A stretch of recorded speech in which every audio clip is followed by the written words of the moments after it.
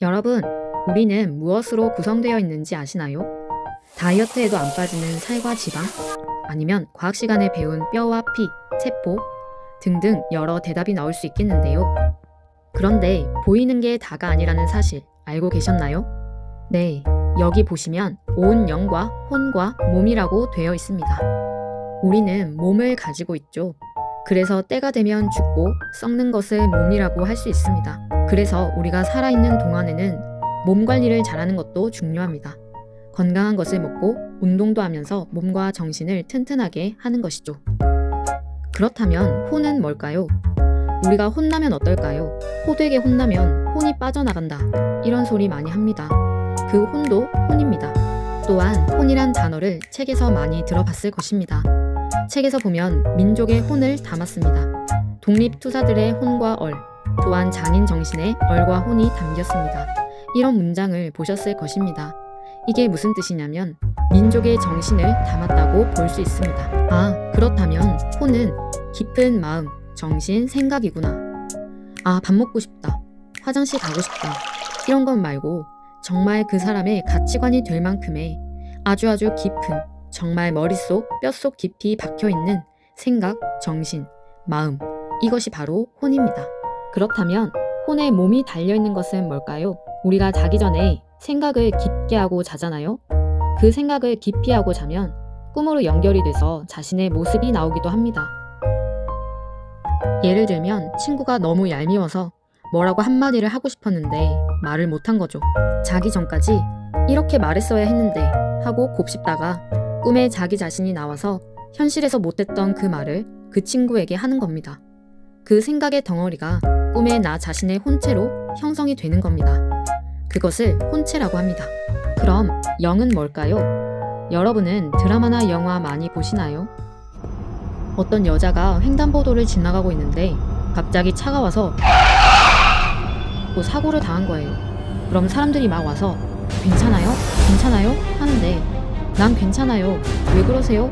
하고 고개를 돌렸는데 자기가 죽은 모습이 보이는 거예요. 그러면서 실제 내 몸에서 뭔가 허연 게 일어난 것, 그 허연 게 돌아다니는 것, 귀신, 막 돌아다니잖아요. 이것이 영입니다. 그게 영.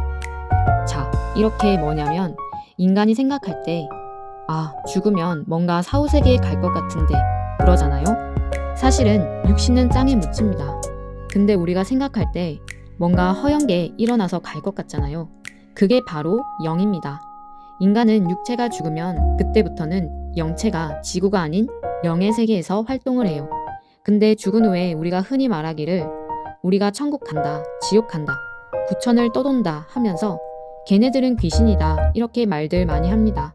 그것이 바로 영입니다. 우리가 흔히 영혼이라고 생각도 합니다.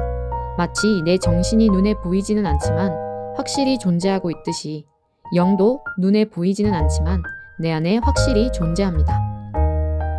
이 영에 대한 것을 소재로 한 드라마나 영화도 많은데요. 예를 들면 드라마 도깨비, 드라마 호텔 델루나, 그리고 육이 죽고 난 이후 영혼이 가는 사후세계 이야기를 다룬 신과 함께가 있습니다. 이렇게 영이 있다는 것을 알았다면 영의 특징은 무엇일까요? 실제로 영은 우리 눈으로 보기는 매우 힘들어요. 하지만 실제로 존재합니다. 공기는 눈에 보일까요? 안 보일까요? 안 보이지만 존재하는 것을 어떻게 알까요? 배워서 알게 되죠. 우주도 우리 눈으로 보고 알게 된 것이 아니라 배워서 알았습니다. 빛의 영역도 엄청나게 많습니다. 보이지 않는 영역과 우리의 눈에 보이는 가시광선 영역도 있습니다. 근데 빛의 영역이 많은 것을 어떻게 알았죠? 배워서 알았습니다. 그래서 영에 대해서도 배워야 알게 됩니다. 여기서 하나님은 영이라고 되어 있습니다. 하나님이 육신이라면 지금 우리 눈에 보이겠지만 영이라 안 보이십니다.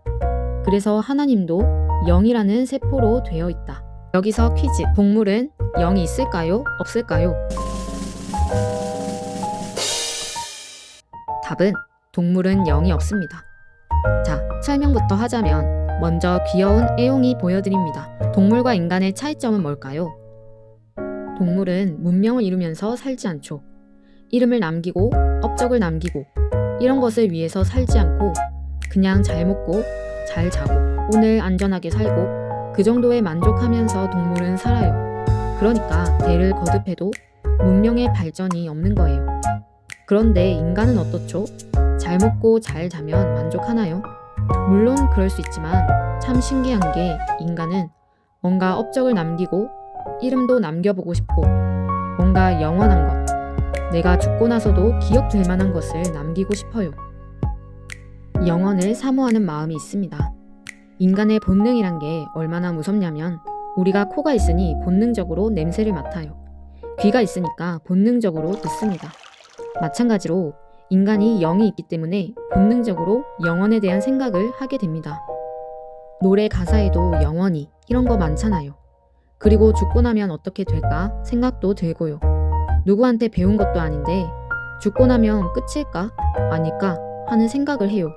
이것이야말로 하루만을 위해 사는 동물과 영원성을 추구하는 인간의 차이라고 볼 수 있습니다. 영은 곧 다른 말로 하면 영원하다 영이라고 할 수 있는데 본능적으로 우리는 영원한 것을 추구하고 있기 때문에 보이지는 않지만 영이 있다고 말할 수 있습니다. 영의 두 번째 특징이 있는데 영은 뭐냐면 마치 태아 속 아기와도 같습니다.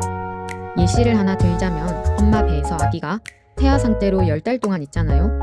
뱃속에 있었던 아기가 10달이 다 차고 이제 세상으로 나오는데 어떤 생각이 들까요?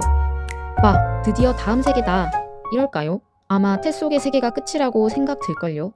왜냐면 10달 동안 계속 엄마 뱃속에만 있었으니까요. 그래서 끝나는 줄 알고 한번 태어나 봤더니 이 지구라는 태안에서 100년을 사네요. 이와 같습니다. 우리는 다 각자의 영을 가지고 있습니다. 우리도 언젠가는 다 죽겠지요. 그게 정해진 이치니까요. 죽으면 거기서 끝나겠지라는 생각을 많이 해요. 그래서 죽어서 끝난 줄 알았는데 또 다른 세계가 있는 거죠. 마치 태아가 엄마 뱃속의 삶이 전부인 줄 알았는데 세상 밖으로 나오니 지구라는 세계가 있는 것처럼요. 그래서 다시 정리하자면 태아 속 아기는 영과 같고 산모는 육신, 몸과 같다는 것입니다. 산모가 뭘 먹느냐에 따라 태아 속 아기에게 영양분이 가서 건강한 모습으로 태어나냐 못 태어나냐가 결정나듯 우리가 어떤 생각을 가지고 어떤 행동을 하고 사느냐에 따라 그 영양분으로 영이 아름답고 건강한 모습으로 태어나냐 못 태어나느냐가 결정됩니다. 그래서 육과 혼만을 위해 사는 것이 아니라 나에게도 영이 있다는 것을 알고 같이 챙길 줄 알아야 합니다. 그럼 이 영을 아름답게 만들 수 있는 방법은 무엇일까요? 우리의 몸도 밥을 먹고 영양분을 공급해줘야 건강하게 성장하듯 영에게 있어서 어떻게 성장시킬 수 있을지에 대해서 계속 배워야 합니다. 그러려면 영양분과 같은 영의 결정체인 하나님의 말씀을 들어봐야 합니다. 말씀을 배우면 우리가 왜 인생을 살아야 하는지, 또 어떻게 살아가야 하는지, 어떤 것이 옳고 어떤 것이 그른지 알게 되면서 우리의 산모 육신이 행하면서 태아 영체가 아름답게 성장하는 것입니다.